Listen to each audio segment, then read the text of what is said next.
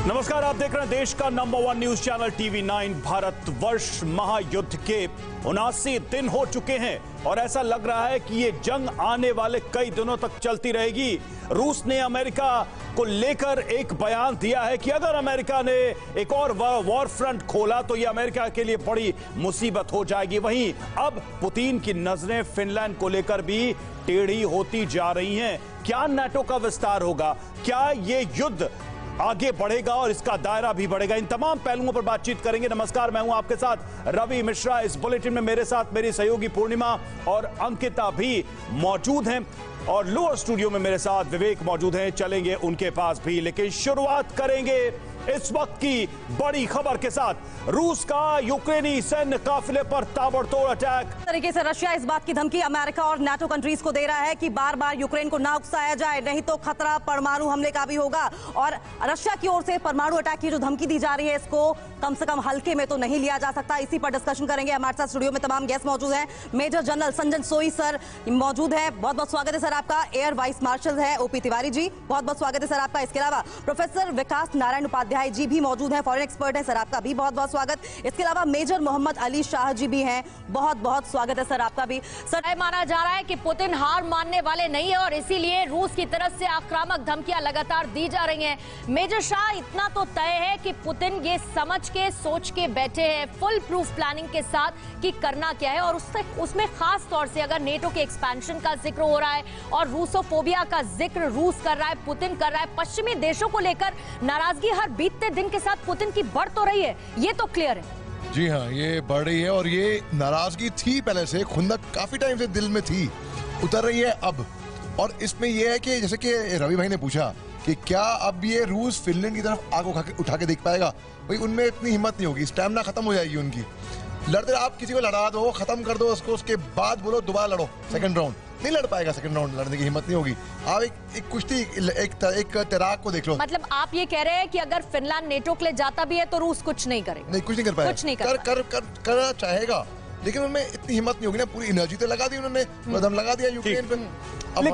लेकिन एक जो चीज है मेजर शाह, उसमें ये देखने को मिल रहा है कि जो डिप्लोमेटिक वॉर चल रही है उसमें क्यों पुतिन पिछड़ रहे हैं हम। तो एक जमाने में नाटो मेंबरशिप एक तरीके से प्रेशर टैक्टिक्स की तरह था, लेकिन आज लगता है वो एक रियलिटी में कन्वर्ट होता जा रहा है और शायद ये संभव है कि कुछ ऐसे देश शामिल भी कर लिए जाएं। कम से कम संकेत यही दिखाई दे रहे हैं। रूस का यूक्रेन अटैक नाटो के लिए मौका, यही बात हम कर रहे हैं। क्या नाटो के एक्सपेंशन, कंसोलिडेशन का एक बड़ा अवसर है? अमेरिका यूरोप युद्ध को रूस की बड़ी रणनीतिक गलती बता रहे हैं और यूक्रेन को ग्राउंड बनाकर नाटो का विस्तार तेज करने का प्लान। फिनलैंड स्वीडन से जुड़ने पर नाटो में 32 सदस्य हो जाएंगे।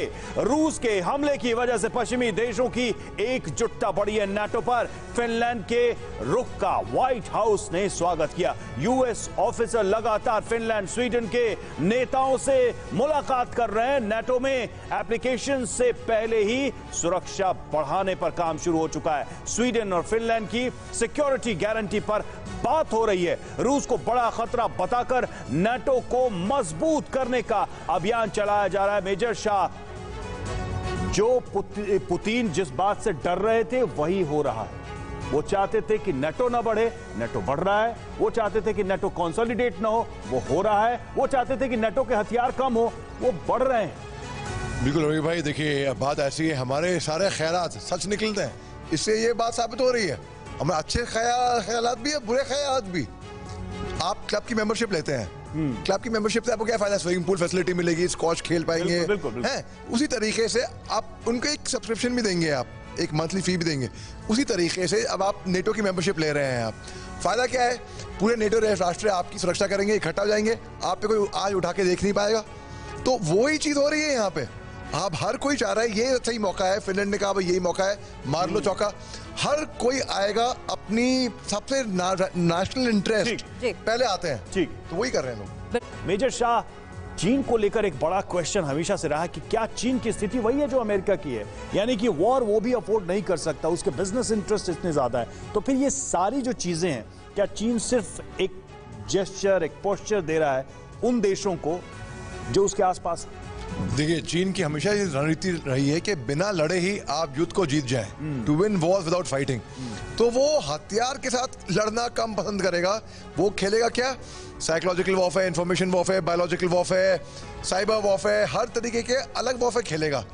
तो जब आप कहते हैं व्यापार की, तो चीन बहुत शातिर है इस तरीके से। और चीन की अगर आप युद्ध की बात करते हैं, जैसे कि हम वो अरुणाचल की तरफ को क्या कर रहा है बॉर्डर पे, वो एक कदम पीछे हटा देगा, बेशक आप बात करेंगे, तो वो 2 कदम और आगे बढ़ाएगा जब कोई देख नहीं रहा है।